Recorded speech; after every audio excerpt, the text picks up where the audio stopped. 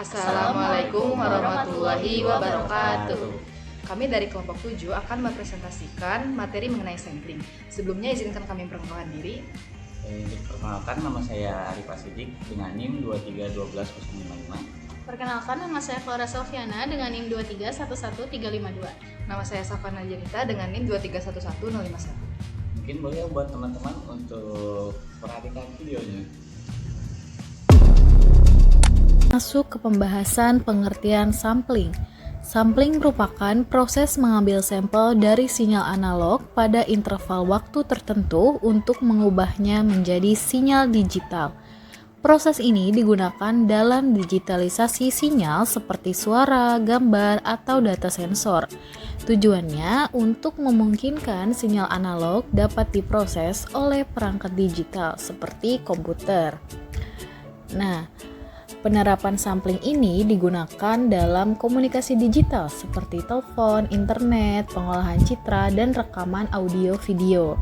Ilustrasi sederhananya, bayangkan saat kita mengambil foto berkala dari jam analog yang berjalan, semakin sering foto diambil atau frekuensi sampling tinggi, semakin akurat kita dapat merekonstruksi pergerakan jarum jam.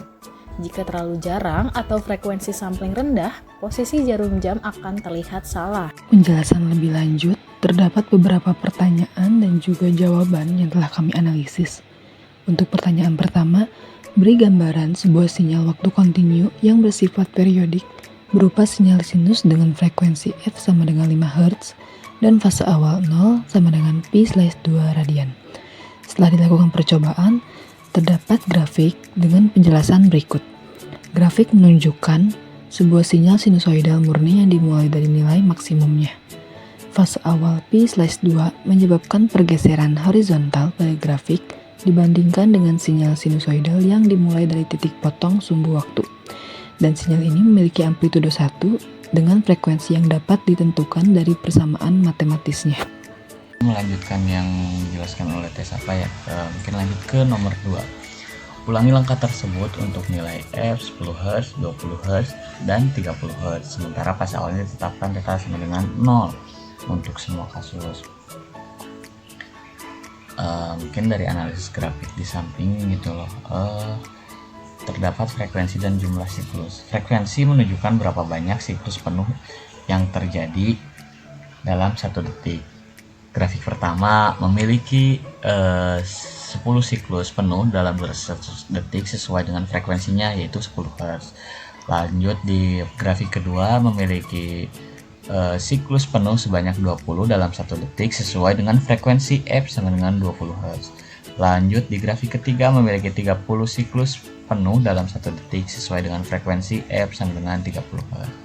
Lanjut yang kedua ada amplitudo. Amplitudo pada semua grafik adalah sama, yaitu sebesar 1.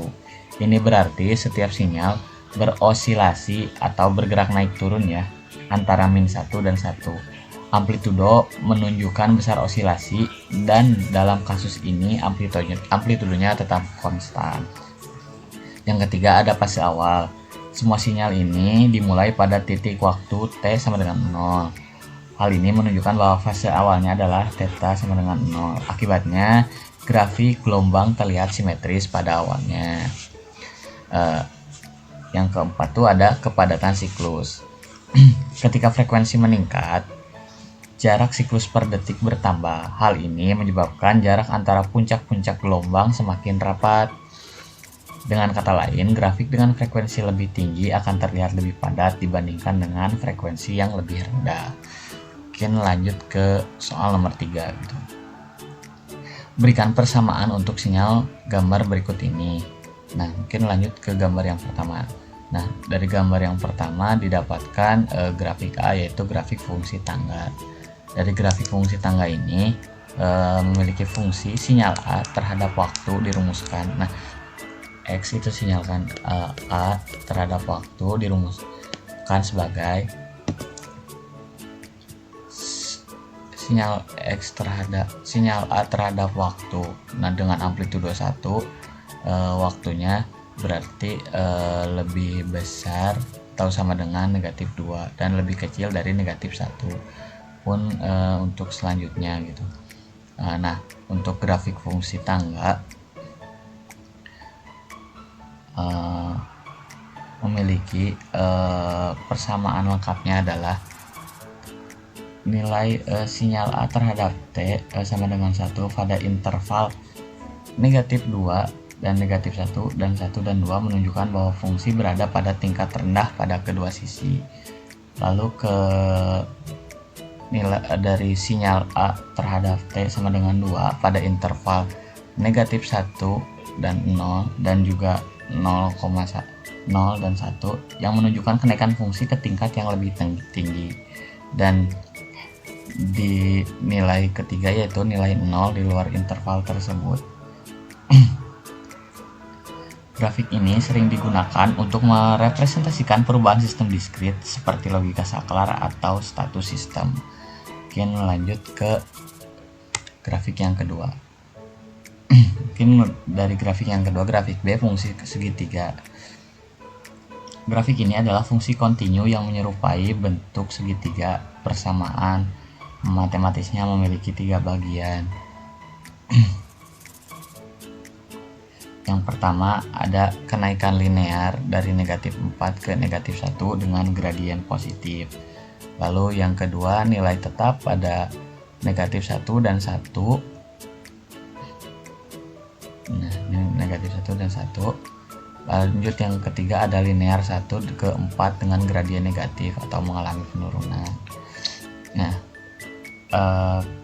grafik ini seperti ini sering digunakan untuk menggambarkan transisi sinyal yang lebih mulus seperti gelombang RAM atau sinyal analog. Kedua grafik tadi mencerminkan perbedaan sifat sinyal diskontinu dan kontinu dengan masing-masing memiliki aplikasi yang sesuai di dunia nyata. Mungkin segitu dari Arif, terima kasih. Kita masuk ke pembahasan soal nomor 1 yang telah disampaikan oleh Safa sebelumnya. Di sini kami mengubah T dimulai dari 0 sampai dengan 2 detik. Kemudian menghasilkan grafik seperti berikut. Grafik ini merupakan sinyal sinus dengan fase pi/2. Fase awal ini berarti sinyal sinus dimulai dari amplitudo maksimum pada awal waktu atau T sama dengan 0. Sumbu X menunjukkan waktu dalam detik, di mana rentang waktu yang ditampilkan adalah 0 hingga 2 detik. Sumbu Y merupakan amplitudo. Rentang amplitudonya adalah min 1 hingga 1. Amplitudo menunjukkan nilai maksimum dan minimum dari sinyal sinus pada setiap siklusnya. Sinyal ini merupakan sinyal sinusoidal, yang mana bentuk gelombang yang dihasilkan adalah periodik, menunjukkan pola naik turun yang terus berulang dengan frekuensi tertentu. Dari grafik ini, kita dapat memperkirakan bahwa sinyal memiliki frekuensi yang relatif tinggi karena terdapat banyak siklus dalam waktu 2 detik. Fase awal sebesar pi/2 menggeser sinyal sinus ke kiri, sehingga pada waktu T sama dengan 0, sinyal mencapai amplitudo maksimum, yaitu +1. Perbedaan sinyal ini dengan sinyal nomor 1 sebelumnya adalah sinyal yang tersajikan lebih rapat, sehingga dapat dikatakan bahwa lebih kompleks. Masuk ke pembahasan soal kedua, yang mana terdapat sebuah sinyal sinus dengan sinyal pertama 8pi dan sinyal kedua 2pi kemudian dijumlahkan dan menghasilkan grafik seperti berikut. Sinyal pertama menunjukkan sinyal sinusoidal dengan frekuensi 10 Hz dan amplitudonya 1. Gelombang terlihat rapat karena ada 10 siklus dalam 1 detik, di mana 0,1 detiknya sama dengan 1 periode. Pada sinyal pertama tidak ada pergeseran fasa sehingga dimulai dari 0 atau titik awal gelombang. Pada sinyal kedua, grafik menunjukkan sinyal sinusoidal dengan frekuensi yang lebih rendah dibandingkan sinyal pertama, yaitu 5 Hz, dan amplitudo yang lebih kecil juga, yaitu 0,5. Sinyal ini memiliki 5 siklus dalam 1 detik, di mana 0,2 detiknya sama dengan 1 periode, sehingga gelombangnya lebih renggang dibandingkan sinyal pertama. Pada sinyal kedua ini, terdapat pergeseran fasa sebesar pi/2 yang menyebabkan sinyal dimulai dari nilai maksimum atau amplitudo di awal waktu. Pada grafik ketiga merupakan hasil superposisi atau penjumlahan dari sinyal pertama dan sinyal kedua. Amplitudo total bervariasi karena interferensi konstruktif dan juga destruktif. Akibatnya yaitu perbedaan frekuensi dan amplitudo pada kedua sinyal.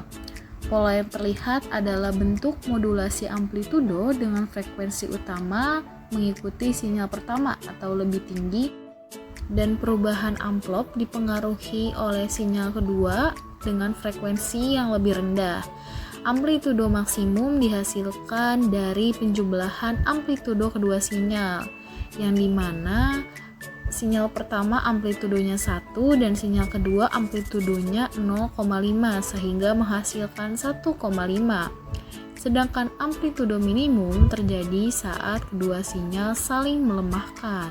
Pada soal ketiga terdapat sebuah sinyal sinus dengan sinyal pertama adalah 2π dan sinyal kedua juga 2π. Kemudian kami mengalihkan kedua sinyal tersebut sehingga menghasilkan grafik seperti berikut, di mana sinyal pertama merupakan gelombang sinusoidal dengan frekuensi 10 Hz dan amplitudonya 1. Karena frekuensi sampling 1000 Hz, sinyal ini memiliki 10 siklus dalam 1 detik dengan resolusi tinggi. Pada sinyal pertama, gelombang dimulai dari 0 sesuai sifat gelombang sinusoidal tanpa pergeseran fasa. Sinyal kedua merupakan gelombang kosinusoidal dengan frekuensi 5 Hz dan amplitudonya adalah 0,5. Gelombang ini memiliki 5 siklus dalam 1 detik. Setiap 0,2 detik sama dengan 1 periode dengan amplitudo yang lebih kecil dibandingkan sinyal pertama. Penggunaan kosinus menghasilkan gelombang yang dimulai dari puncak amplitudo positif di awal waktu.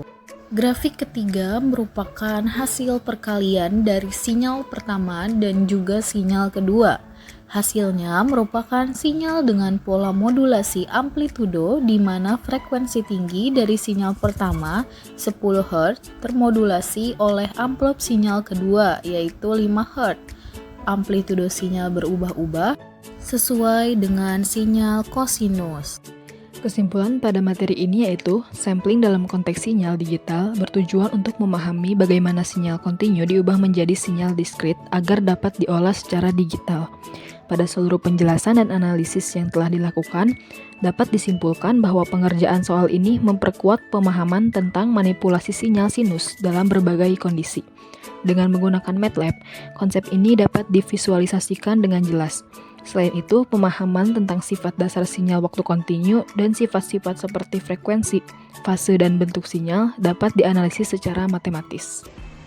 Sekian video yang dapat disampaikan, kurang lebihnya mohon maaf. Wassalamualaikum warahmatullahi wabarakatuh. Dadah.